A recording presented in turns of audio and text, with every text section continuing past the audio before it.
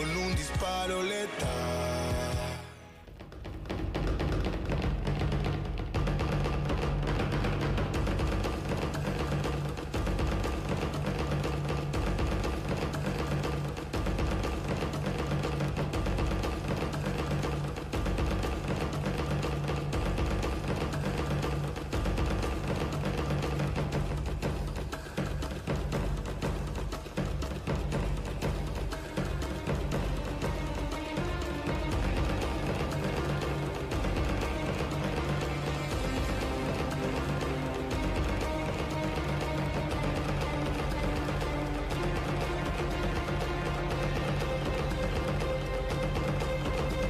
Bienvenidos a Noches de Misterio.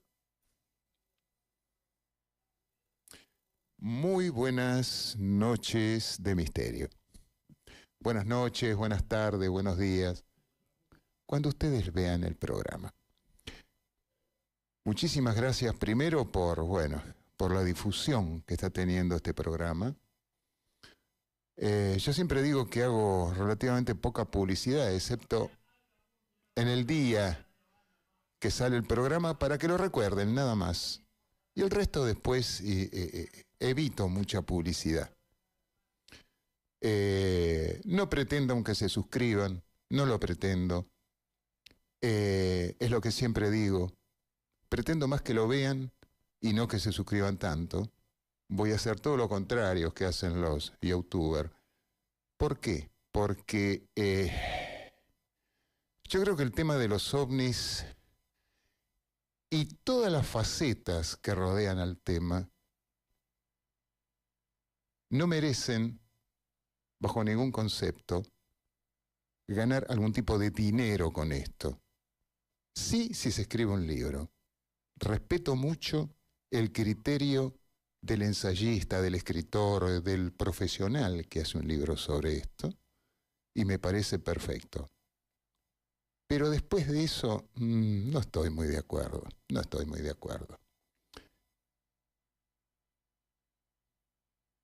Noticias parroquiales de entrada. Y agradecimientos, por supuesto. Agradezco a José Manuel Salafranca, amigo José desde España, de Calvac, Televisión de España, y a Poli Pachada, de Radio FM Tiflo, que en el día de ayer me hicieron una entrevista, me hicieron importante ayer. Así que les agradezco mucho, les envío un fuerte abrazo y un siempre recuerdo, por supuesto. También al ingeniero Josías Bravo desde Venezuela. Estimado Josías, te envío un gran abrazo y deseo de corazón que la estés pasando bien. Lo deseo. También a Ricardo y a Martins desde Brasil. Dos amigos que dicen, che, ¿cuándo vas a venir a Brasil? Yo les digo, bueno, cuando me paguen el viaje, no hay problema, ¿eh? Ustedes me pagan el viaje y yo voy ya. También Adriana Urrutia desde Ecuador, con su programa El Sexto Sentido, que tuve el honor que me hiciera también una linda entrevista. Y también un agradecimiento al doctor Paz Roldán Andino, que nos está viendo desde Honduras, nada más y nada menos. Con todos sus casos, con todas sus testimonios, se podría decir, ¿no es cierto? Hoy con nosotros un invitado de lujo, nada más y nada menos que el señor Pablo Salido, que viene de una localidad cercana a Santa Clara del Mar. ¿De dónde venís, Pablo? Buenas noches. Hola, buenas noches. Un gusto estar acá con vos. Gracias. Vengo de Coronel Vidal. Coronel Vidal. Sí. Yo no sé por qué, yo siempre digo General Vidal. No sé por qué causa lo ascendí, ¿viste? Por General Pirán, seguramente. Está al lado.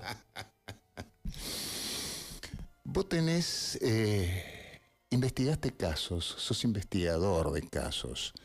Siempre digo yo que para investigar, para ser un entusiasta en ver qué se oculta detrás de los ovnis, de esto que llamamos ovnis, WAP, FANI, o el nombre que se le quiera dar, que sinceramente cambiar los nombres es un poquito libanizar la cosa y hacerla más compleja, pero que la gente sigue viendo objetos luminosos sobrevolando sus cabezas, o sea, es innegable, innegable, hasta el día de hoy. ¿Mm? De eso no se duda. No, yo creo que mientras se investiga, fíjate, mientras se estudia el tema, se investiga el tema, es porque querés intentar cerrar ese círculo que queda siempre abierto, ¿no? Siempre abierto porque siempre te deja ese dejo de decir, ¿qué es lo que vi? ¿Qué es eso? ¿Estoy tan metido en una novela de ciencia ficción, acaso? Creo que la investigación apunta a eso, a descubrir A descubrir cosas. qué verdad hay detrás de ese velo. A sacarnos dudas. Exactamente. Comentanos tus casos. A ver, Bueno, primero, ¿por qué Primero. te interesa el tema? primero, antes que nada, no me considero un investigador, ¿sí? Ajá. Me gusta como hobby. Bien, Tengo sos el un tiempo- jovista como yo, exactamente, bárbaro. No tengo el tiempo necesario para dedicarme de lleno a esto, Ujú. pero sí me atrapó desde muy joven, desde niño. ¿Sí? Yo tenía una tía de mi papá, me regaló una vez unos binoculares chiquitos Sí. y bueno, yo ya vivía en el campo. Y me acuerdo que miraba el cielo buscando a ver si había algo. Algo ¿sí? raro por ahí, algún algo fuera de movimiento. lo normal. Exacto. Y Eh. bueno, y con las películas de ciencia ficción y las revistas, me acuerdo que me compraban la Conocer y Saber, que venían casos. Sí, Y la Conozca Más, Conozca más. la muy sí. interesante. Y ahí empecé a leer libros sobre el tema, algunos que ya me parecen que están caducos, ¿sí? Muy conspiranoicos. Después uno va desarrollando ese pensamiento crítico y se da cuenta de que es literatura y que muchas de las teorías conspiranoicas que hoy aparecen en la red se nutren todavía de esa literatura. De esa ¿sí? literatura. Exacto. Vos sabés que yo siempre digo, vos sabés, el otro día estaba hablando con un amigo que es, estudió cine. Sí, Le digo, vos sabés una cosa, le digo, Emilio, todas las películas, o la mayor cantidad de películas que existen, ciencia ficción, sí, están sacadas de algún dato objetivo que sí, ocurrió. claro. Sí. Y yo siempre aconsejo Fuego en el Cielo. Fuego en el Fuego en Cielo el es Cielo. un caso tremendo que ocurrió en Tremendo. Estados Unidos. 75. Sí. Por Dios. Buena película, además. Muy buena película, Ujú. muy bien hecha. Sí. Y después la otra que muchas veces aconsejo es E.T. Claro. E.T. Sí. Donde aparece en una parte de la película, aparecen dos personajes muy importantes dentro de la investigación OVNI. Uno es el doctor en astrofísica Allen Hynek, Claro. una persona, un viejito de barba, lentes, fue consultor del famoso libro azul. Y vos sabés que cuando llega el final del libro azul, le quieren hacer firmar como que lo que se ve es perfectamente explicable, habiendo más de 3%, 4% de casos que quedaron sin explicación. Ujú. Y se negó y renunció. Entonces, ¿qué hicieron? Enseguida llamaron a otro científico que alguien tiene que firmar acá, que no existen, que esto. Entonces vino Edward Condon, profesor de la Universidad de Colorado, y él firmó. No existen los ovnis. Yo creo que las dudas quedaron siempre y ahora fueron puestas de manifiesto gracias a un señor que vaya a saber si es, yo no sé si es topo o no, pero David Grush, expiloto, es agente de inteligencia que habla ante el Congreso denunciando directamente Sí.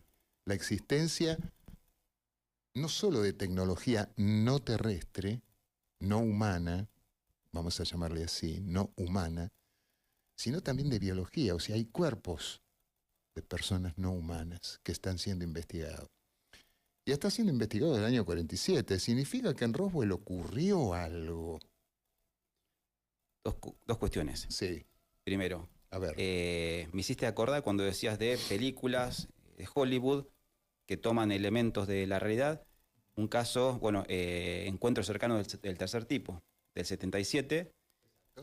Jolie Moreno, la protagonista del caso Trancas. Caso el Trancas. Caso número 1. Exacto. ¿sí? En Tucumán. Sí, sí. 23 de octubre de El caso 1963. número 1 de Argentina. Exacto. Ella jura y perjura que la escena de terror vivida en esa noche en la casa se replicó En la película. en la escena de la película cuando ella a la señora le secuestran el nene. Te digo más, vos sabés que en una de las series de los famosos archivos X, Sí, donde Mulder claro. y Scully están investigando, La serie de ciencia ficción. en su oficina aparece una foto Sí. montañosa y un objeto que, digamos, el sol lo enfoca y emite brillo, significa que era algo metálico.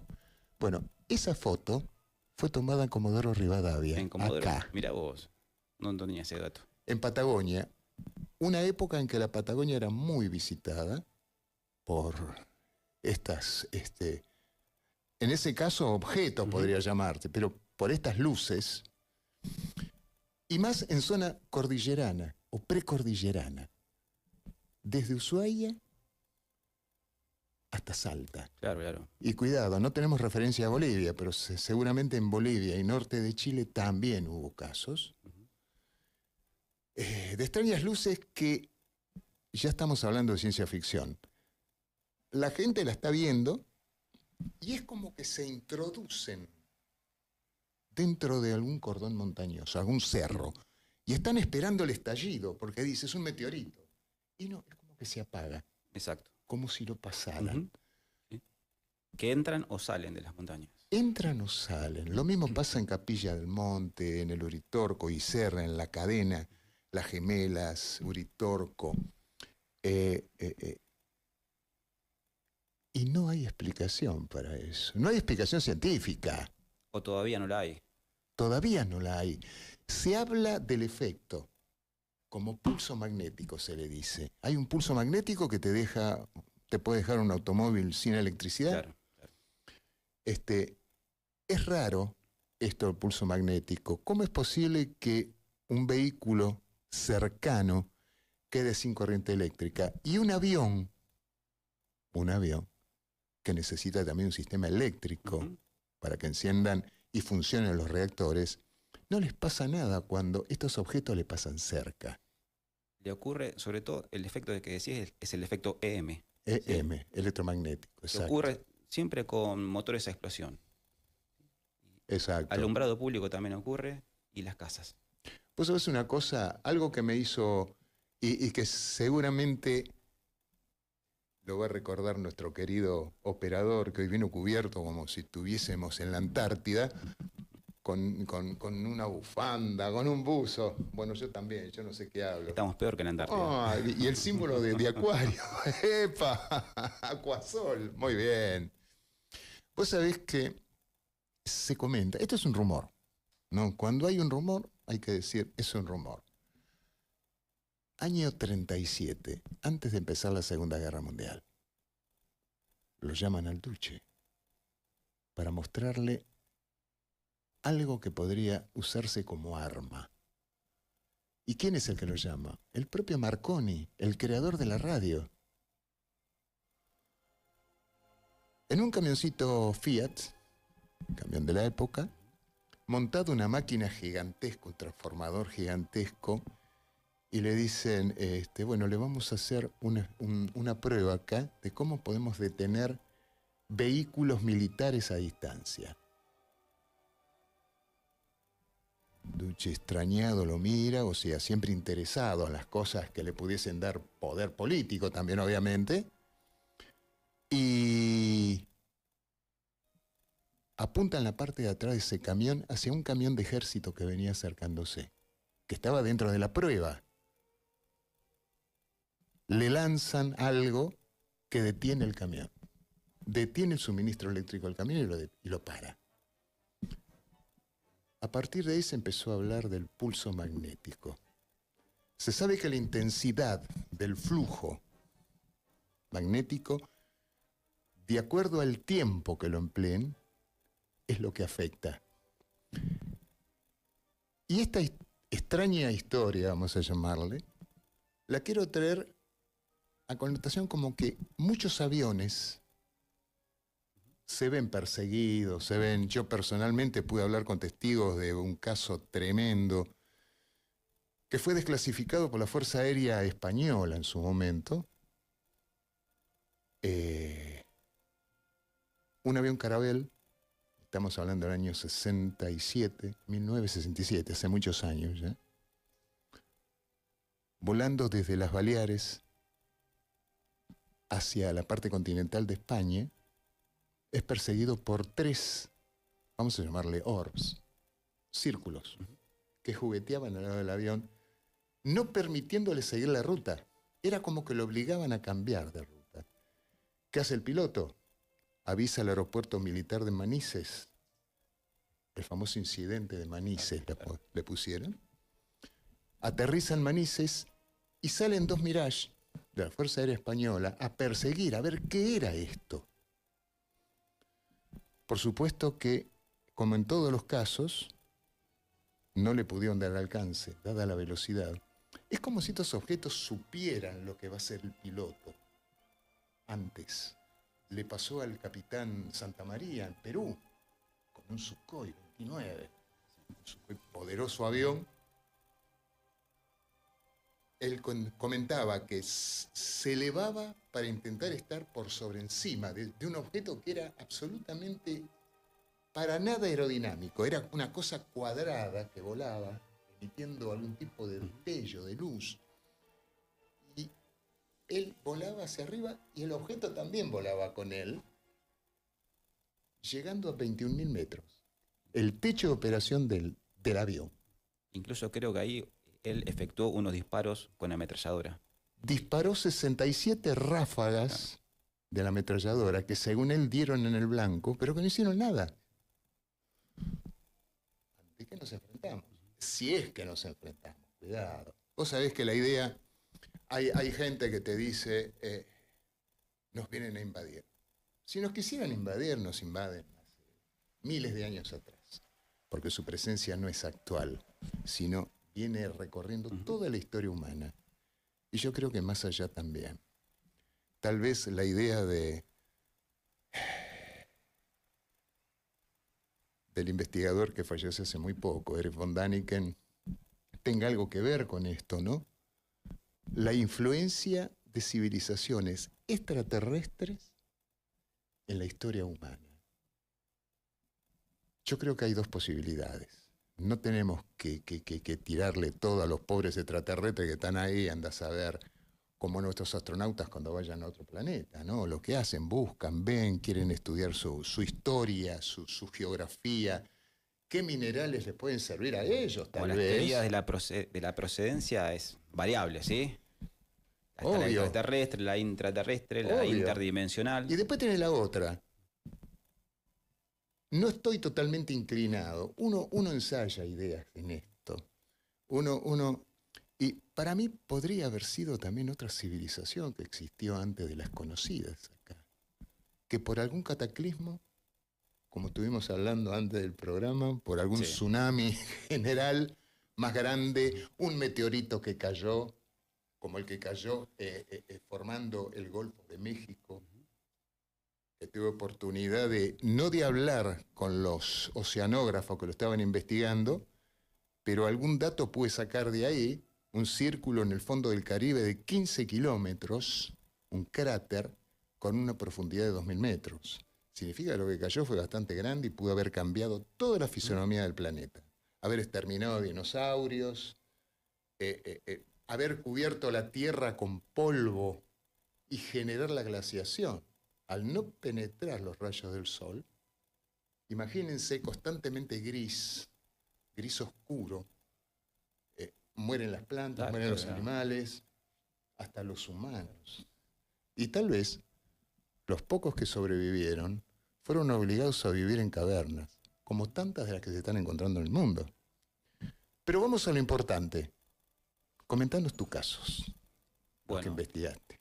Bueno, casos o avistamientos.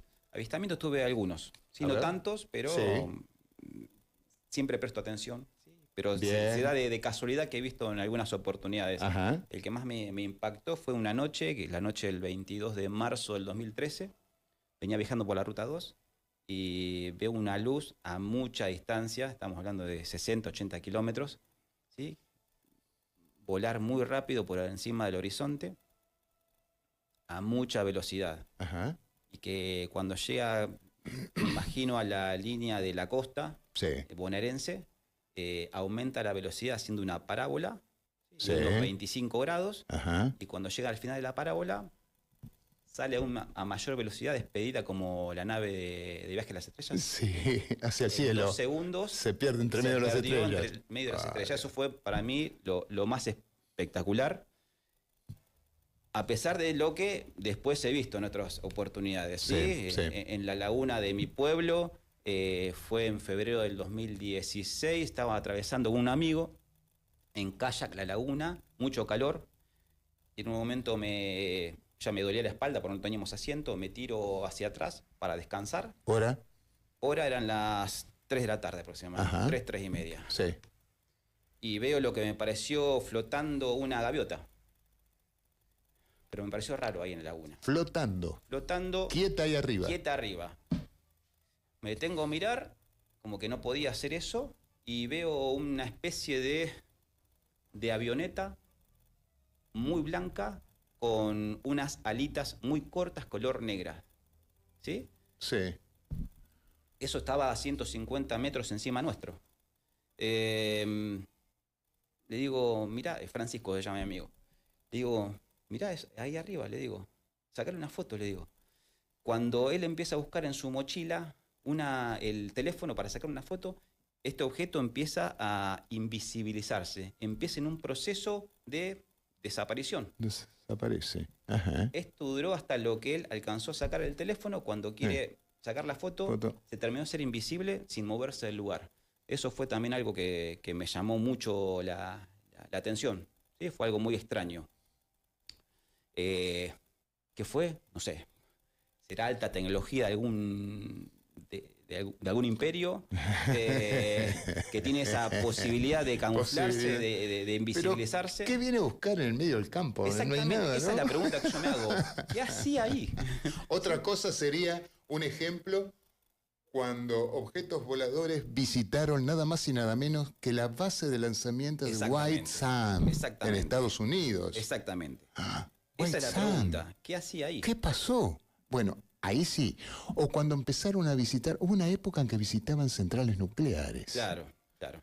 Nosotros en Antuya tuvimos casos, amigos míos que investigaron el tema y los esperaron durante una semana a ver si aparecían, porque supuestamente en este caso fueron recurrentes. Aparecieron durante 2 o 3 noches, siempre de noche aparecían. En Lima, Sí. provincia de Buenos Aires.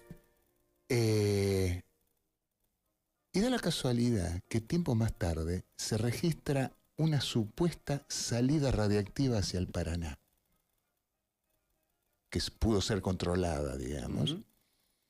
Yo no sé si tuvo algo que ver, pero la casualidad muchas veces nos dice algo, ¿no? Tal vez. Como el episodio de Polanco, que llevaba físicos nucleares en Bariloche, julio del 95, y Exacto. apareció ese objeto. Ese objeto. ¿Sí? Pobre Polanco, pobre Polanco. ¿Vos sabés una cosa? Vos sabés que los pilotos... Tengo posibilidad de hablar con pilotos. Tengo amigos aerotécnicos. Y yo sé que hay muchos pilotos que los ven, pero no dicen nada. Acá en Argentina, por lo menos... Es una conversación interna que se tiene. ¿Pero por qué? Porque no pasan el examen psicológico del próximo año. No. Y no vuelan más. De hecho, Polanco está en un programa de televisión. Y se convirtió en un gran investigador también del tema. Que tengo que ver si lo podemos entrevistar a Polanco, aunque su caso es muy conocido, ha aparecido mucho, pero yo tengo esta idea, ¿no? Como tal vez la puedas tener vos. Si tenés oportunidad de hablar con él, con el testigo, es tremendo, por más que se sepa el caso. un ejemplo, Yoli Moreno. Yoli Moreno actualmente Exacto. tiene 92 años, 93 años. Sí. Pero se acuerda de lo que le ocurrió allá en el 63, Claro, ¿cómo en olvidarse? Trancas. ¿Cómo olvidarse? ¿Cómo de esa olvidarse? Y te comento algo. Vos sabés que en Trancas todavía se siguen observando luces de noche.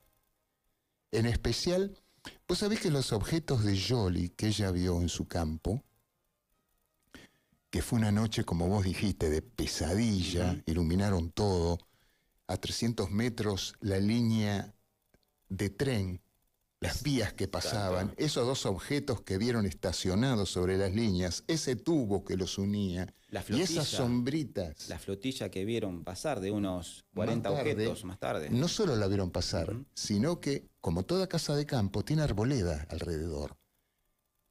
Estos famosos objetos redondos empezaron a revolotear alrededor de los árboles Sí, sí, sí. y su luz pasaba por el intersticio de las puertas y las Exacto. ventanas hacia adentro. Exacto. Tal es así que la mucama quería salir con un revólver. ¿Por qué? La hija de Yoli Moreno, su esposo, era oficial de ejército. Y la dejaba armada, por las dudas, porque la dejaba sola. Sí. Cuidado, hay investigadores, el cual yo conozco y dejó de investigar hace muy poquito, que dijo que no, que eran maniobras militares lo que pasaba por ahí. Pero ver dos objetos luminosos en forma de huevo, con luz, un tubo que los une, no hay nada militar que se le parezca. Las voces oficiales siempre tratan de refutar, aunque sea más increíble, La los cosa. argumentos del fenómeno.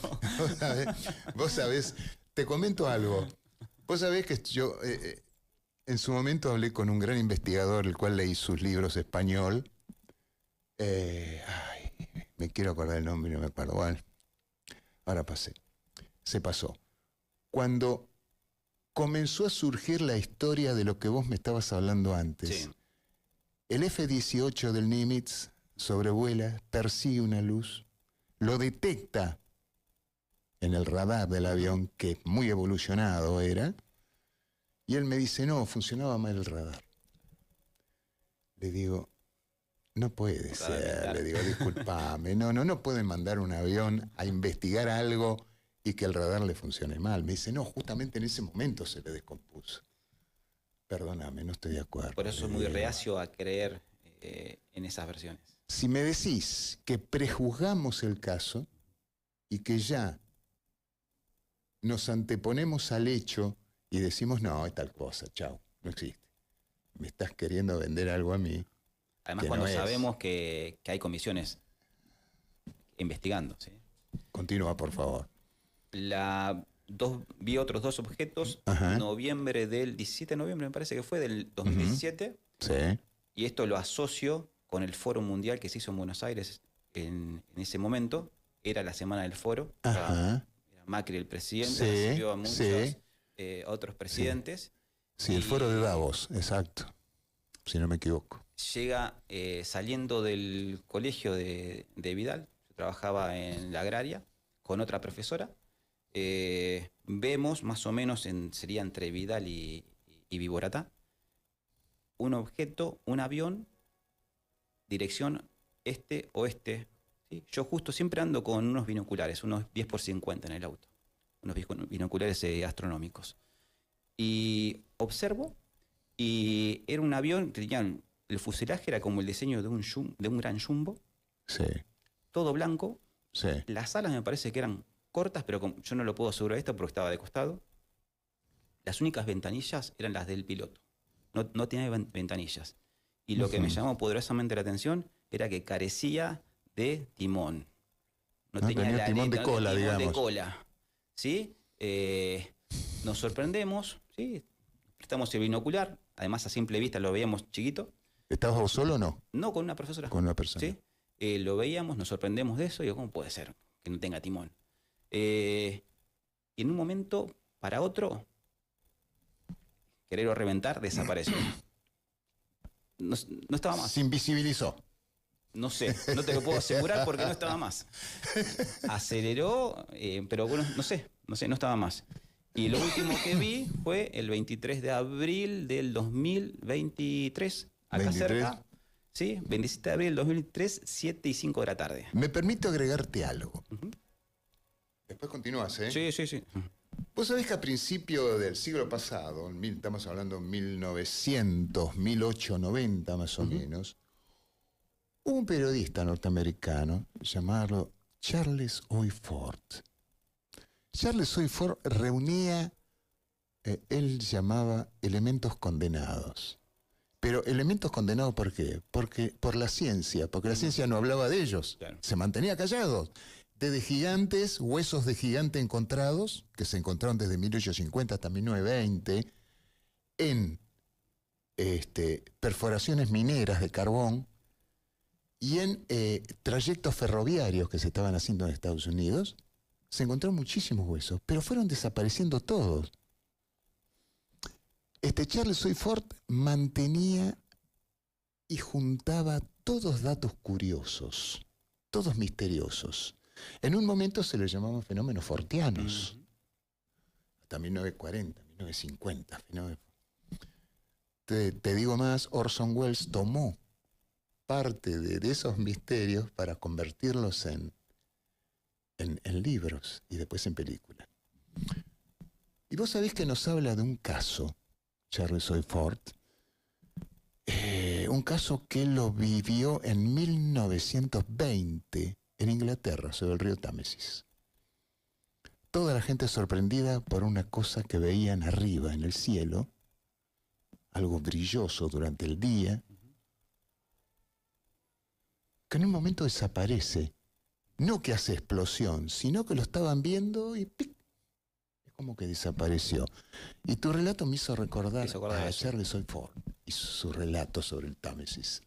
Bueno, y lo último, el último avistaje que vi fue el del 2023. 23 de abril del 2023, 7 y 5 de la tarde, ya se ve ocultado el sol. Yo vivía en Santa Clara en ese momento, venía por la ruta 2 y llegando a las canchitas de Cate San Martín, ya en Cobo, veo algo que me parecía una nube alargada y me di cuenta de que no podía hacer nada, estaba todo despejado. Y en un momento empiezo, mi novia, yo venía con ella, me dice, no, se está moviendo, me dice. Fui a la banquina, bajé corriendo con el celular y observé, era un ovni cigarro con las puntas achatadas. Ajá. Y en ambos flancos tenían unas como especie de tiras de luces LED. Serían ventanillas, serían no sé qué. ¿Sí? Está a unos 250 metros de la superficie, a unos también esa distancia de la ruta, o sea que lo observaba bien.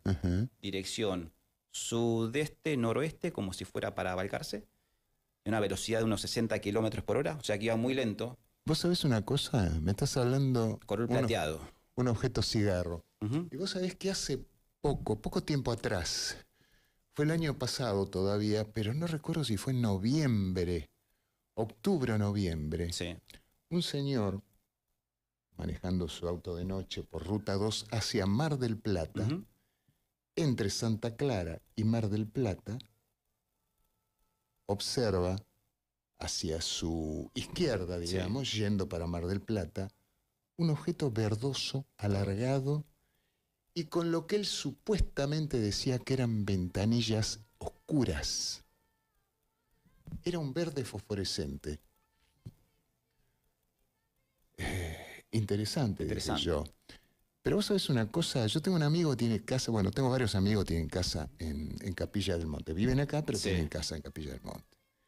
Uno de ellos es ingeniero nuclear. Significa que su cultura y su lógica nos da para cosas. Me dice, Mario, yo en mi casa, allá, de noche, con mi señora, vimos un objeto verdoso, alargado, forma de cigarro, exactamente. Increíble. Y traje la analogía a lo que se vio acá.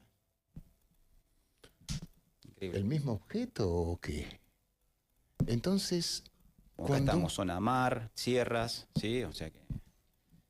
Se sabe que las sierras tienen una predilección general por estos objetos. Claro. No sé por qué.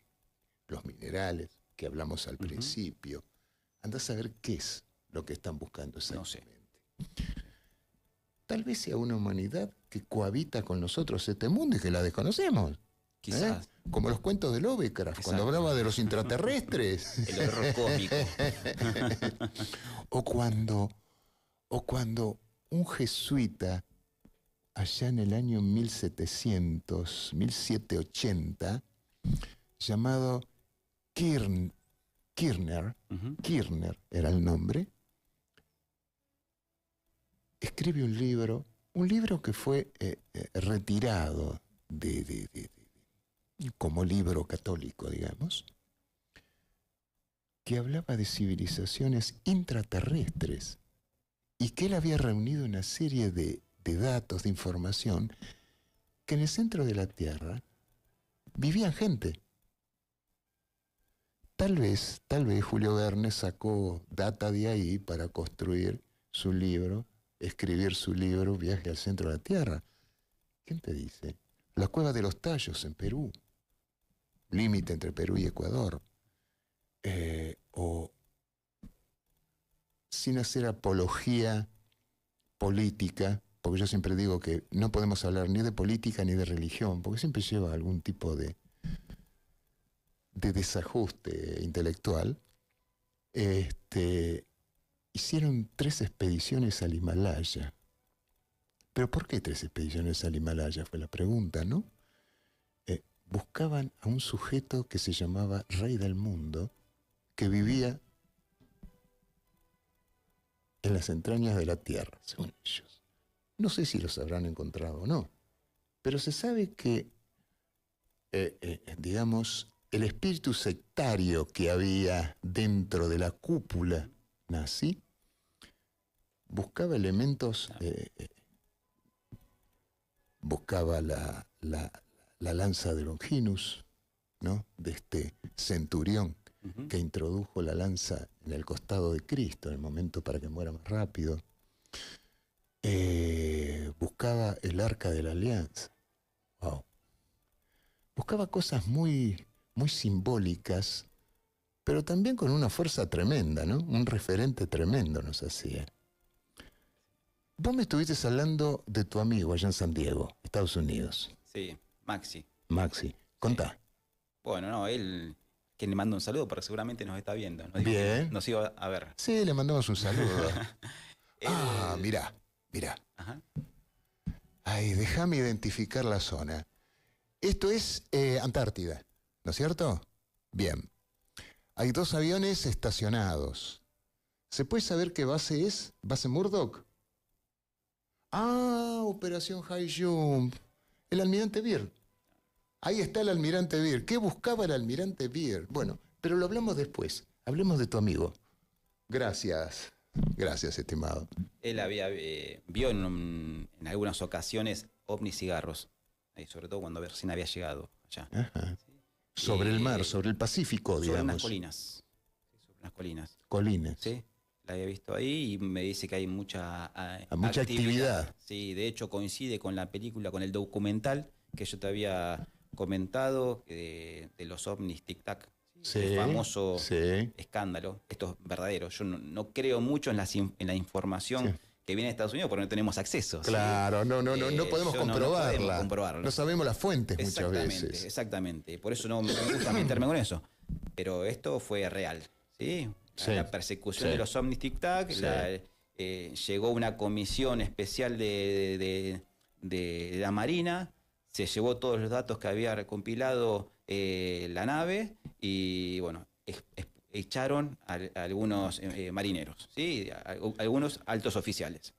Y ellos ahí denunciaron todo. Vos sabés una cosa, este es un dato real. Existen leyes que regulan la actividad de todos los sistemas de seguridad que tiene Estados Unidos. Y hay 2 leyes en especial. 146, HANAP 146 y la 200/2 a secas. ¿Qué dicen estas leyes? Todo personal perteneciente a las Fuerzas Armadas en actividad, que sea testigo de algún suceso ovni, o UFO, y lo da a publicidad, será penado con dinero y con años de reclusión. Por lo tanto, se cuidan. Y por eso todos los que hablan 10, 20 años después, cuando ya están retirados. Exacto. Entonces comienzan a hablar. A estos los retiraron, ¿sí? No es que se retiraron ellos. Bueno, en algunos casos se ve para evitar. O si no, las actas de confidencialidad que se firman en empresas privadas que trabajan para el Estado, para la defensa de Estados Unidos. Vos sabés que en el año 1967, el Congreso dictamina la ley de libertad de información en Estados Unidos. ¿Qué significaba esto? Que un suceso, después de 10 años, podía, si alguien, algún periodista o un ciudadano la iba a pedir, le tenían que dar información. Y muchos se arrimaron y pidieron información de muchos casos ovnis. Le daban la hoja, el informe, por supuesto que tachaban dirección, claro, nombre del testigo, claro, todo así, te daban simplemente información que ellos habían hecho.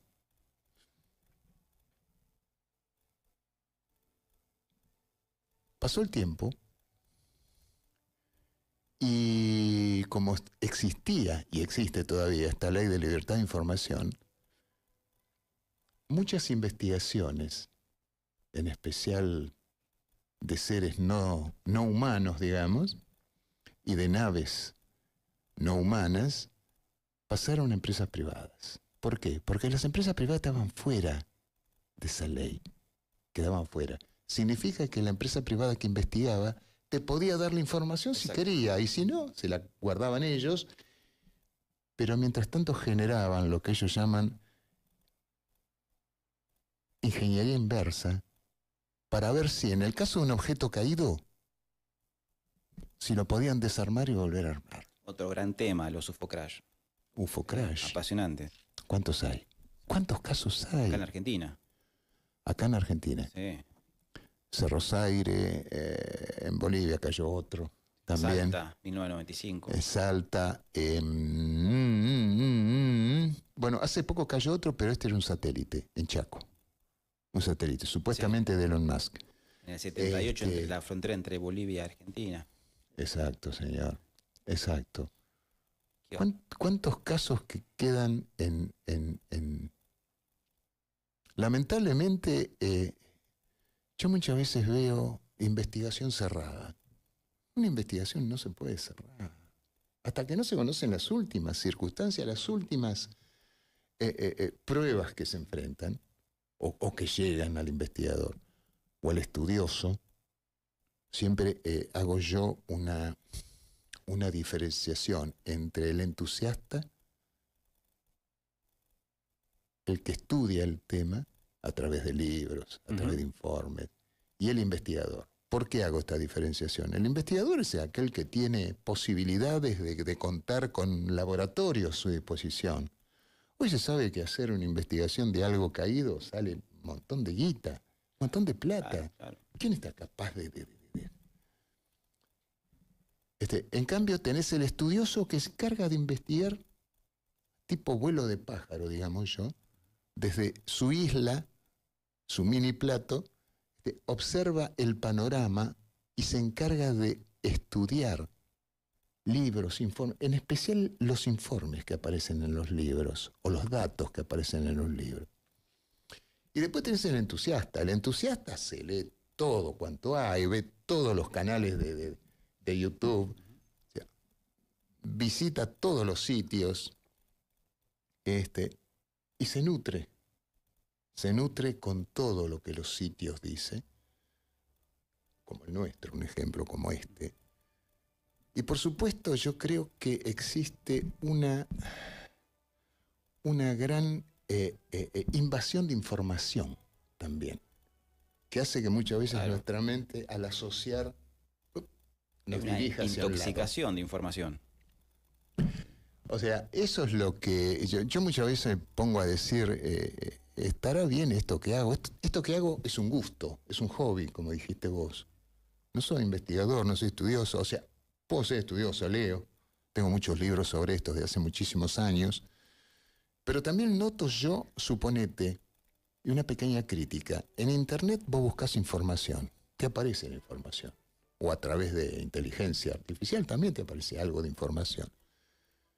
Pero cuando vos vas a los libros originarios del año 70, del año 80, vos ves que es totalmente diferente la información. Yo a tu categorización le Sí. agregaría el youtuber. ¿Sí?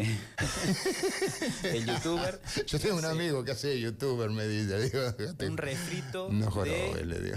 páginas de información y la repite de manera totalmente acrítica. Ajá.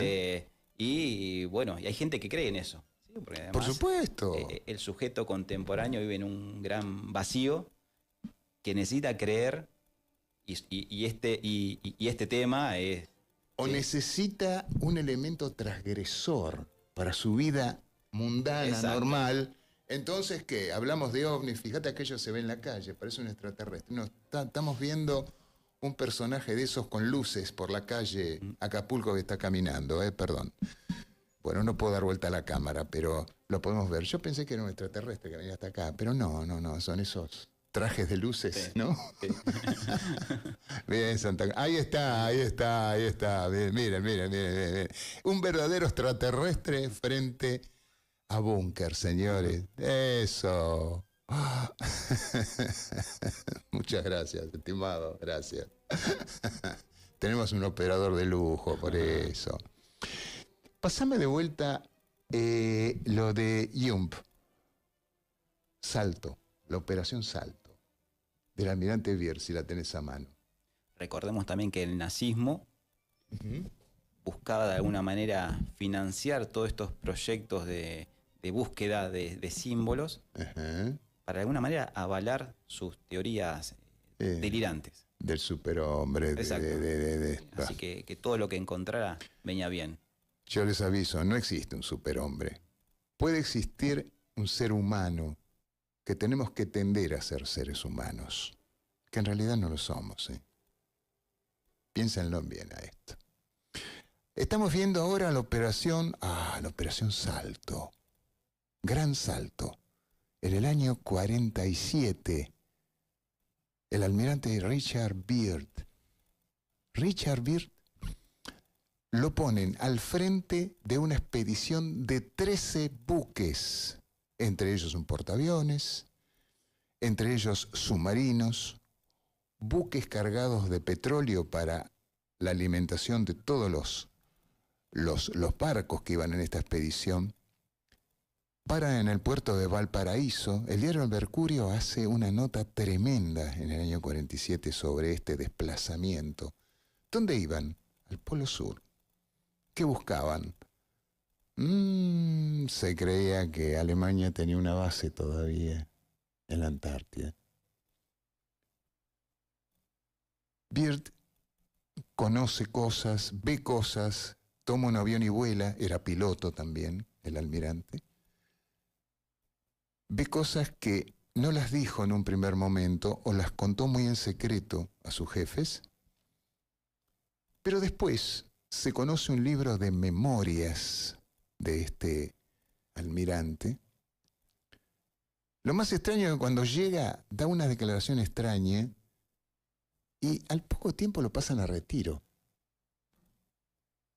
Había visto algo que él decía había que estar preparado para naves que volaran de polo a polo con una velocidad tremenda, porque él consideraba que había una guerra que se estaba generando con extrañas tecnologías. Cosa curiosa, del otro lado del mundo,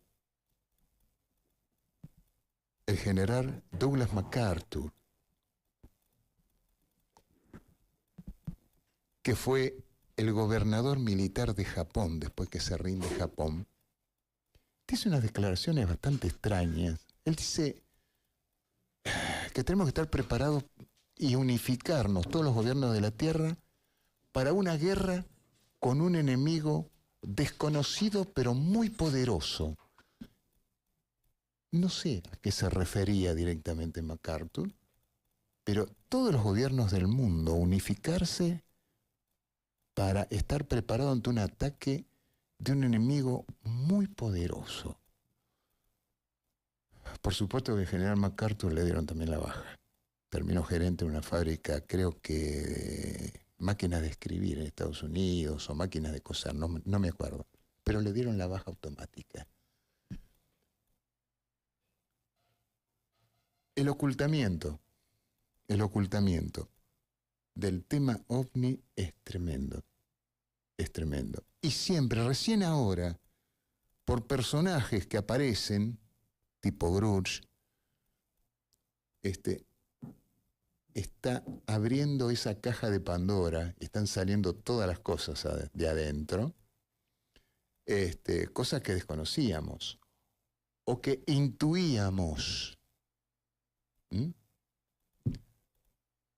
Así que a partir de David Grush se abrió, digamos, un antes y un después en el tema de los UFO, OVNI, FANI, WAP, y todos los nombres. Diciendo con vos, yo creo que esa caja de Pandora nunca se va a abrir y que todas estas informaciones buscan generar desviaciones. ¿Sí? Desviaciones. Creo que eso está muy guardado, que Sí. existen los ovnis, sí existen, Sí. son reales. Yo Sí. los he visto, dejan marcas, hay pruebas, hasta pruebas llevadas a cabo por distintas universidades argentinas, como el caso Trancas. Sí, señor. Pero que este secreto de los UFO crash que se han caído, yo creo que eso están guardados bajo 20 llaves. ¿Sí? Que esta información nunca vamos a tener acceso a eso. Permitime un minuto. Sí, cómo no. Esta es una data que le paso a un amigo en Tucumán, a Julio. Julio, vos que lo conocés al sobrino del doctor Tell, que fue el que investigó el caso, ¿cuándo me vas a pasar la data? Por favor, Julio, dejate de jorobar, dale. Vos sabés que Julio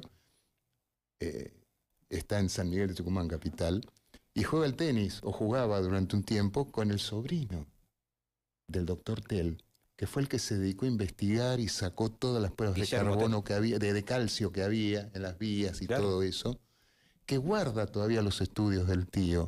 Pero bueno, vamos Otra a ver. información es que esos estudios se fueron a Estados Unidos. Es probable que copia de esos estudios se fueron a Estados Unidos. Sí. Como el caso de Ubatuba, Brasil. Claro. El ovni que estalló en la playa. Exacto. Y que recogieron trozos. Y algunos de esos trozos, estudiados por el Instituto Metalografía de Río, en Brasil, detectaron proporciones metálicas no usuales en la industria de aviación, en la industria de cohetes, en la industria, ni siquiera en lo humano, digamos, y parte de eso se lo llevaron. Parte. La otra parte quedó acá. Y vos sabés una cosa, cuando desaparecen cosas, vos sabés que hay siempre lo tengo presente, y perdón si soy recalcitrante al repetirlo nuevamente, profesor James McDonald, profesor de física de la Universidad de Tucson. Fue el primero que se animó a hablar con gentes de seguridad. Estamos hablando de la década del 60, 64, 65. Y se permitió averiguar más sobre objetos caídos, vos que hablabas de los crash. Tal es así que en un momento el doctor McDonald aparece muerto, como que se suicida en su auto. Y ahí empezaron a correr las noticias de los famosos Men in Black, o sea, los hombres de negro que iban, Claro. perseguían a los testigos. Personajes mitológicos. Mitológicos. Tremendo. Vos sabés que los hombres de negro es un nombre actual. En su momento hubo un periodista norteamericano, Bender, 1959, 1960, editó una revista que hablaba sobre estos temas, que un buen día sus contactos le permiten no dar nombres, pero sí sacar información de agentes de seguridad. Y lo iba a publicar en un número de la revista. Bueno, ese número de la revista jamás apareció, se le aparecieron dos personajes extraños, sombrero bombín, vestido de negro, corbata negra, todo en coche negro, todo negro era. Bien de Parecían película. bien heavy, ¿viste? Bien rock, ¿no? Le faltaban las cadenas, bueno. Si usted dice algo de esto, su seguridad corre peligro, le dijeron. Bender dejó la revista, dejó todo, se cambió de estado y prácticamente pasó al desconocimiento público. Cuando hablamos de ovnis, tampoco quiero dejar afuera la hipótesis del ovni terrestre, ¿sí? Que creo que... Renato Vesco. Eso se lo debemos a Renato Vesco. Ah, ¿sí? Renato Vesco hizo un libro. Yo creo que el 90% de lo que vemos Pueden son ser naves terrestres, sí. Sí. Renato Vesco tiene un libro bastante interesante. Si mal no lo recuerdo, lo tengo que releer, lo tengo en casa. 50 padres para los ovnis terrestres. Donde se habla desde los estudios hechos por los alemanes sobre vehículos electromagnéticos, utilizando fuerzas electromagnéticas para desplazarse, solo que no pudieron terminar, como otra serie de descubrimientos en electromagnetismo. Pues fíjate esto, uno de esos descubrimientos fue utilizado para hacer los trenes de alta velocidad en Europa, que se desplazan sobre un colchón magnético. No se sabe.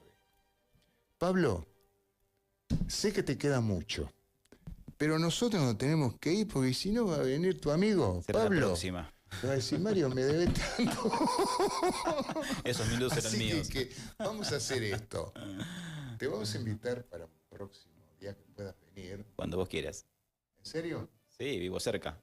Perfecto, entonces lo dejamos. El mes que viene lo hablamos y un día venís y seguís exponiendo lo tuyo. Perfecto. Y mientras tanto nosotros acá, que estamos hablando de misterios, somos los actuales Charles Soy Ford, ¿no? Fenómenos forteanos. Quiero decir que el próximo sábado, y te espero, Pablo, vamos a hacer el Café Ufológico Santa Clara del Mar. ¿En dónde? En La Martina, a partir de las 19 horas. Así que todos aquellos que se interesen por estos temas, por favor, los esperamos. Solamente se paga la consumición, nada más que eso. La consumición de un café, lo mínimo. Desde ya les agradezco. Muy buena semana para todos. Y los esperamos el próximo lunes. Como siempre digo, con más misterios. Los misterios no se terminan, ¿eh? Hasta el próximo lunes.